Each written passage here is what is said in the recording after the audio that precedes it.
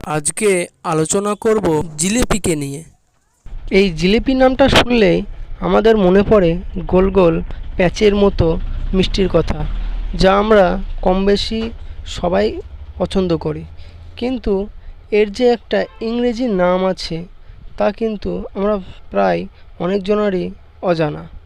তাই আজকে এই ভিডিওতে আমরা জানব জিলিপির ইংরেজি অর্থ বা নাম কী। দেখো বন্ধুরা, এই জিলিপির কিন্তু নির্দিষ্ট কোনো ইংরেজি অর্থ নেই। তোমরা যদি একে শুধু জিলিপিই বলো তাতেও কিন্তু কোনো অসুবিধা নেই। এমনটা তো নয় যে আমাদের দেশে জিলাপি পাওয়া যায় বলে অন্য দেশেও তা পাওয়া যাবে।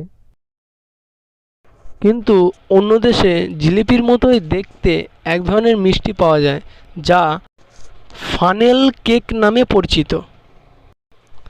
তাহলে আমরা জিলিপির ইংরেজি অর্থ ব্যবহারের ক্ষেত্রে ফানেল কেক ব্যবহার করতে পারি। এরকম আরও মজার তথ্য জানার জন্য আমাদের সাথে থেকো।